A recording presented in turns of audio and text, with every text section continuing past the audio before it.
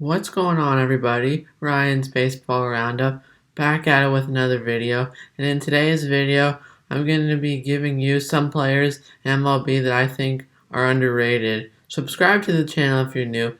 Hit the like button if you enjoy these type of videos. And let's get straight into the video. Our first player of the video is Zach Wheeler.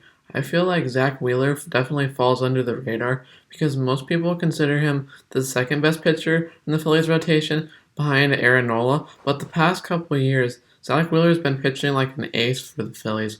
He's always had nasty stuff, but one of his problems when he was on the Mets was walking a lot of batters. He has fixed this with the Phillies. He has also increased his K rate from 18% in 2020 to 30% in 2021. From 2020 to 2021, Zach Wheeler has had a 2.50 ERA with 198 strikeouts and 190 innings with a 164 ERA plus, and he leads MLB in innings pitched this year.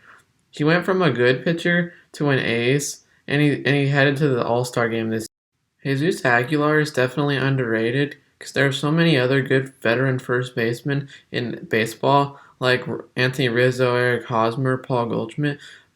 Jesus Aguilar is not as good as those first basemen, but he's definitely in the tier below them in my book for first baseman. He first entered MLB in 2017 with the Brewers, and ever since then, other than 2019, he has been a good power-hitting first baseman overall throughout his career.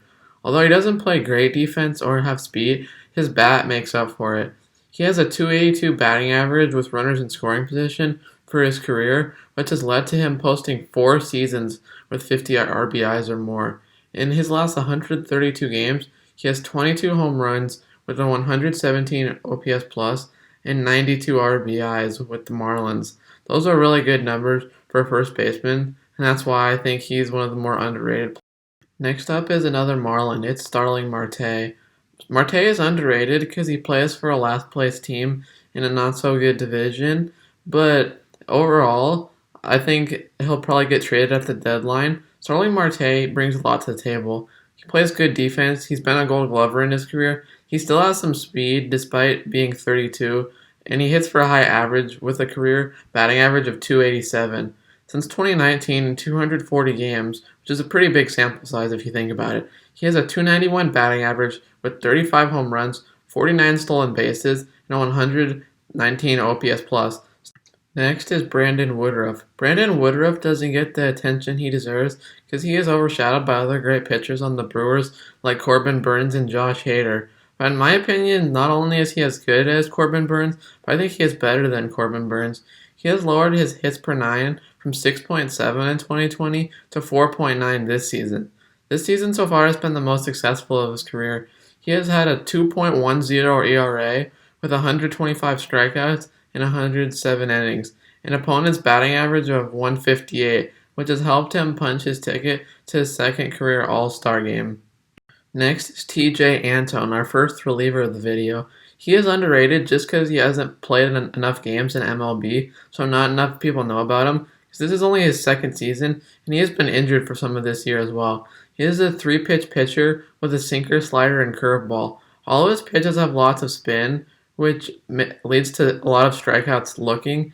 In 69 innings in MLB, Antone has 87 strikeouts with a 2.35 ERA, which puts him as one of the top relievers in baseball. Next up is Tommy Edman. Tommy Edman does all the little things right. He steals bases, plays elite defense, doesn't strike out much, hits for average, and can play different positions. This causes him to fall under the radar because these days in baseball, a lot of what all people are looking for is just power-hitting sluggers. But this year's Tommy Edman has cut down his strikeouts even more. He went from a 21% strikeout rate in 2020 to only 11% this year. In his first 3 years in the big leagues, Tommy Edman has a .277 average with 20 home runs, 33 stolen bases, and a 104 Last player of the video, it's another Cardinal. It's Giovanni Gallegos. Giovanni Gallegos is a key part of the Cardinals' bullpen, but due to the fact that he is not the closer, Alex Reyes gets more buzz and attention, and rightfully so. He made the All-Star team this season, but I am here to tell you that Gallegos is also really good, and there are some teams in baseball where if he was on their team, he would be the closer. Since being traded from the Yankees to the Cardinals in exchange for Luke Voit in 2018, Gallegos has been one of the more consistent relievers in baseball. Since 2019, in 135 innings, Gallegos has 169 strikeouts and a .87 whip. Those are elite numbers for a relief pitcher. That's it for today's video. Hit the like button and comment down below if you'd like to see a part 2 for my most underrated players in baseball. And other than that, this has been Ryan's Baseball Roundup, and I'm out. Peace.